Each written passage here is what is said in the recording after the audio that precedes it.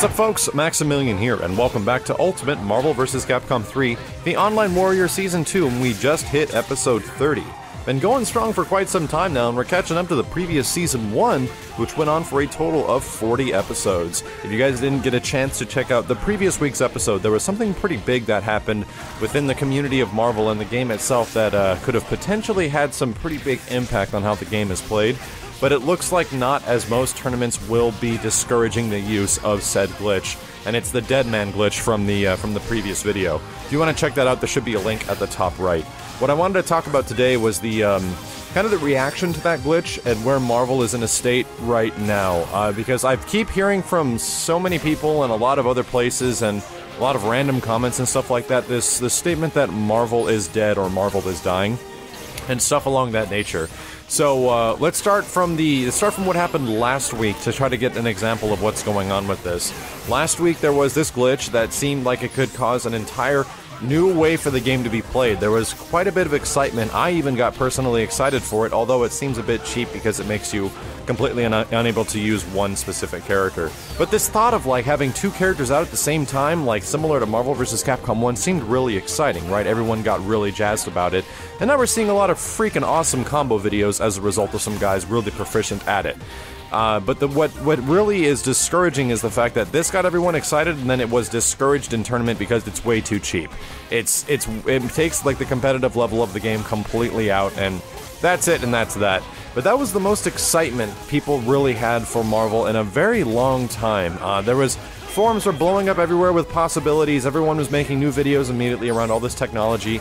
This stuff really doesn't happen very often for this game. Sure, there's like a glitch or something like that discovered every once in a while, and there's this huge blow-up in regards of it, but a lot of the times the stuff that gets people really excited is things like this. The competitive level of the game has kind of peaked, in my opinion. Right now, there's a reason that a lot of people are saying Marvel is dead, is because after that excitement died down, it's like you have to go back to watching Zero looping people from across the entire screen. You have to go back to watching Virgil sword looping people, Doom foot diving dudes, and things like that. You know, the list goes on of the things that are very prominent and powerful in the game. And this is the stuff you're going to see in tournament. You just got to expect that over the lifespan of a fighting game, the most powerful tactics are going to win, and those are going to be remaining prominent for a very long time. Just look at Marvel vs. Capcom 2. I actually find it really funny that in the long run of this game, it's weird how much it has evolved into Marvel 2. I don't know if that was the intention of the developers or anything for that matter, but Marvel 2, when it started, had a much different competitive life cycle when the game began to what it eventually evolved into. And Marvel 3 has seemed to evolve into that state just at a much faster pace because of the internet and information and videos and stuff like that. So now it seems that we have a game that is similar to Marvel 2, plays much differently, but at the same time I feel like Marvel 3 is a bit cheaper than Marvel 2. And a lot of people have been kind of discouraged to play the game. Like, nowadays, if you try to jump online, especially in online ranked games, if you want to learn a new character and if you're anything of higher ranked, it is going to be an extremely difficult time because a lot of the dudes in higher ranked areas, like between High Lord and First Lord and stuff like that, just use the best characters in the game almost 90-95% of the time. You're 1 in 1 maybe every 10 games of people using, you know, medium to high level characters instead of just every single high level character. It's pretty difficult not to come across a Doom or Virgil across every single team in an online environment right now. People want to win, and there's not that many people online, and the other people that are trying to win are doing the exact same thing, so it does make sense.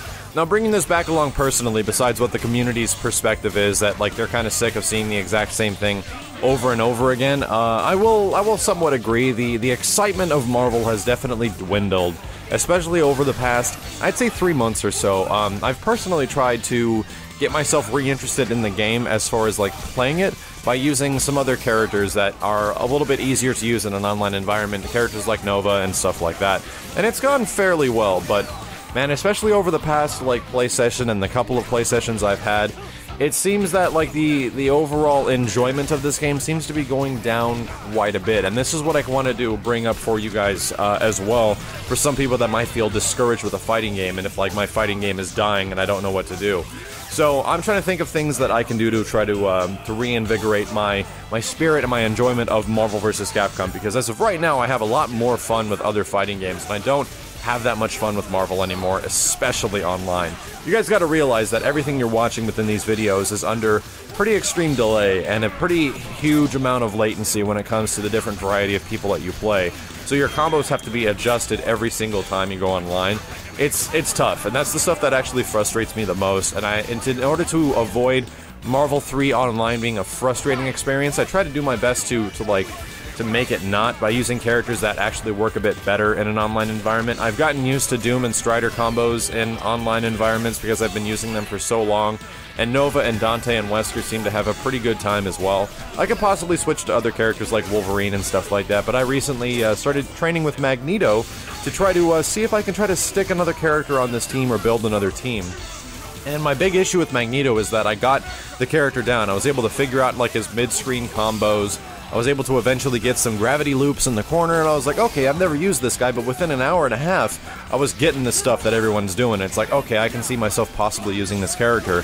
And then I set the delay down a couple of bars to what it would be like in an online environment, and it is so difficult. I now understand from a personal level why not that many people actually use Magneto online, because it's freaking hard. It's extremely hard. It's a lot of button presses, and it takes a really pristine amount of, like, muscle memory and sound memory. There's this moment in Gravity Loops where it's like, once you get the sound and the muscle memory of it down, it just works. It takes a long time to get there, but then it just works, and it's totally good. And until you actually throw that under, like, 2 bars of lag, oh my gosh, man, it is freaking hard. So it's a little disappointing, because I really liked using Magneto, and I could throw him into some teams because Magneto's an excellent character because his assist is one of the fastest beams in the game. It comes out extremely quick, does a lot of damage, and one of the best things about Magneto's beam assist is the fact that it only is 1 hit. Even Iron Man and Dr. Doom, who have the next probably 2 best beam assists in the entire cast, these are really good moves. However, they hit multiple times and they scale the hell out of your combo. If you throw one of these into any part of the beginning of a combo, or if you juggle off of it at the start of a combo, the damage is just going to be completely nerfed throughout the rest of it. So it's good for some situations, but at the same time, I think Magneto's beam is just absolutely amazing, and it causes for some crazy mix-ups with characters that have teleports and stuff like that. So I was really excited. I was like, yeah, let's go with Magneto, and then I jump online and I'm like, oh my god, this is so ridiculously difficult. And this is where I was starting to get a little discouraged, because I do read the comments of a lot of you folks, and I try to cover the topics of what's going on in the community and stuff like that. It's just over the past couple of times I've been really depressed with the game, and it's just like, man, this game is just nothing but frustration right now. Maybe it's because I'm dropping combos, maybe it's because I'm not able to do exactly what I want to do in an online environment, but it's just a combination of things right now, and I'm kind of looking for something to hopefully get me back into the game. And here's where I wanted to potentially go to you guys about this. What are the things that you're looking for as far as videos right now? If you guys are looking for stuff out of the Online Warrior series, we've done things in the past where we cover like match breakdowns and we cover the moment that goes in between matches and stuff like that, competitive results, and I will absolutely keep on doing that. And the Online Warrior series for this game is not going to discontinue by any means, but I want to know what you guys think. I want to know what you might be looking for if you're looking for a counter strategy to certain kinds of strategies and stuff like that. If you're looking for a counter strategy of how to beat Virgil and Zero, I don't really have one for you. Unfortunately, those characters are really freaking good, and you kind of have to know exactly what they do and when they want to do it in order to beat it. It's very powerful. So now that I'm left at this point where I'm actually looking for a way to try to like get myself interested in the game again, I found myself going through the cast of characters. Like I said, I was using Magneto. I tried using Spider-Man for a little while. I tried using X-23 on point for a little while. I was just extremely discouraged by some of the damage of their combos, and it was like, maybe this is how the rest of the cast actually is, because I see dudes that comment on my videos and they're like, Max only knows how to use Doom and Strider and that's it. For the most part, those are the 2 characters that I concurrently use throughout the entire life cycle of Ultimate Marvel 3. And a lot of people get on my case about Strider is the only character that wins fights. If you actually pay attention to a lot of my matches, Strider is supposed to be the character that wins fights.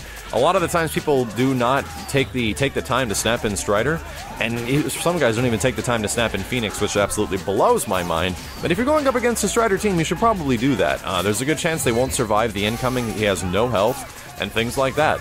The other issue is that my team is actually designed around a specific strategy, and this is another thing I wanted to ask you guys for. when it comes to trying to learn some of these teams online, if you have videos or such, is developing a certain strategy for a couple of characters or all 3 characters. This is like team synergy and things like that, and the specific team synergy on my team doesn't come with the point character as much. Point character remains as battery to get to Dr. Doom, who comes as a cleanup character, or as a meter character. He's the guy that builds meter for the rest of the cast, and then it finishes off with Strider. The overall goal and my character team strategy in Ultimate Marvel 3 is that my point character of like Dante, Nova, or Wesker is going to get in there and hopefully do a little bit of damage, and they're going to get a little bit of meter, and if it's at all possible, get the character into the corner or something around the corner so they can do a TAC combo into Dr. Doom. This is not an infinite combo by any means, but it is a highly damaging combo that is fairly difficult to do in some online environments depending on how good the connection. If it's offline, it's actually fairly freaking easy. So that's the overall plan, is that once Doom gets into the corner, he gets really good damage, he gets a much easier combo to pull off, and you get the multiple foot dive loops in the corner. Now by this time, if, for example, if the point character on my team has died, that means that it's up to Doom and Strider, and this is where a lot of the victories of my overall play come from, because I've learned how people play against Doom and how people want to get in on him, and you have to frustrate people to a little bit, and that's when you start calling the Strider assist a lot. And the Strider assist will actually put them onto the ground, and all of a sudden you have this OTG opportunity. You guys have seen it many times before. Now, where the big part of the strategy, and what I was messing up for a really long time, and I was having a very frustrating time with Marvel about 6-7 months ago, was when I was losing games with Strider. Strider has a huge problem on incoming. When he comes into the match, he can get mixed up like crazy, and almost any single little touch is going to kill him because he's got such little health. And the incoming mix-up is one of the most terrifying things in this game, so I wanted to avoid that at all costs. So what I did was I realized if I have 2 characters at the end of a match, what I'm going to do is I'm going to burn X Factor with Dr. Doom mid-combo to hopefully kill the second character on somebody's team. And if that combo kills that character, it's left with Strider with about maybe 50% X Factor left a lot of the time, and that gives him a chance to go into Ouroboros. So this is only a level 2 Strider, it's not a level 3. Not nearly as powerful and fast as the other one, but it is enough to get the job done against the majority of the cast. And a lot of the times, this is how games are won. The biggest thing with this, and this is kind of why I'm thinking the overall sentiment of Marvel is dead, is that this strategy was developed when I was trying to keep things in mind of how the game is actually played, and the game competitively is played to not let the other player play. That is literally the best strategy in Ultimate Marvel 3, is to never let the other person even touch a button. You put them within a ton of mix-ups, a ton of opportunities for you to mix them up, and they literally have very little chance to guess every single one right. And by Strider going to level 2 Ouroboros with X Factor, or level 3 Ouroboros with level 2 X Factor, on the third character, it doesn't give the third character a chance to even, like, X Factor. You don't even want to get them a chance to X Factor. If they do, they might go to X Factor, like level 3 Invincible Super or something like that. But you don't even want to give them that chance. That's the whole point of the team. And that's the whole point of a lot of characters that are really good in the game right now. The whole point of Morrigan and Doom is to shut down the entire greater portion of the screen because the fireballs cover up so much. You can't really do anything. You're forced to make really bad choices and tag out, and then you lose a ton of health. Virgil's an excellent example as well. He forces you to not touch anything because he has this sword spin that goes across the entire screen, comes back, and you almost get locked and stunned the entire time, and as it comes back, he can go into swords. And when swords are out, you get locked and stunned as well. In between that time, he's actually gaining meter while hitting you with block damage, or hitting you while you're blocking. So that's kind of the same strategy. His goal is to not let you do anything and to attack that in with some assist characters, and oh my god. And the ultimate example of this is Zero. Zero's an excellent character that can do so much from any point of the screen. Zero can throw lightning out here, lightning out there, just trying to like do things at any general angle that he feels, and if one of those randomly hits, he can convert that into a kill combo if the Zero is really good. That's absolutely insane, and that's something in a fighting game that I think is almost like unprecedented. Like, I think some characters in Marvel vs. Capcom 2 are pretty broken and have some pretty insane things. I think Zero kind of breaks the mold completely because he's able to do things like that. The only difference is that Zero takes a while to get that good. You actually have to put in a lot of time to the character. And now we have Ultimate Marvel 3, a game that on the competitive level is best played by not ever letting the other person play. And this is where I find the game to be a little discouraging. I mean, sure, it feels good to do that against other people sometimes, and sometimes I feel like it's really cheap. And that's kind of the name of the game. Marvel is about being cheap, finding the most powerful strategies and overcoming all the other characters with those powerful strategies. It is a game of top tiers, of mastering the options these characters have against all these other dudes, and then making your opponent almost feel helpless as they have to make these extremely perfectly timed split-second decisions in order to get out of these situations, or perfectly timed push blocks and things like that. That is the upper level of Ultimate Marvel vs. Capcom 3.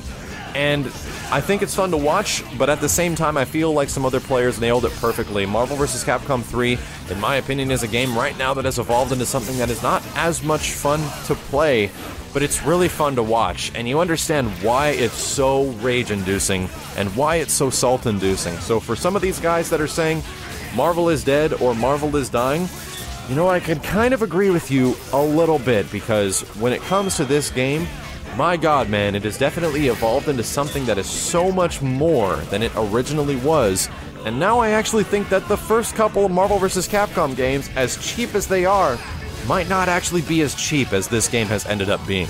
So let me know what you guys think in the comments below about how this game has evolved. Do you think that Marvel is dying? Is the excitement for the game not nearly as much anymore? Are you guys, like, upset that I'm using the same characters all the time? I can already apologize for that because a lot of the other characters I don't know how to use very well, and I kind of stick with a specific team for many of the games I play. But I'd also appreciate your feedback of what you might like to see in the Online Warrior series, whether or not it's talking about certain character strategies or things like that, or if there's something specific you'd like me to tackle in a later episode of the Online Warrior. But don't worry, Ultimate Marvel 3 is not going anywhere on this channel. It's still going to be around amongst all the other fighting games that are out there right now, even the big ones or the small ones or whatever. I will still absolutely be doing Ultimate Marvel 3 coverage. Thank you guys very much for any input you might give. My name is Maximilian, and I'll see you next time.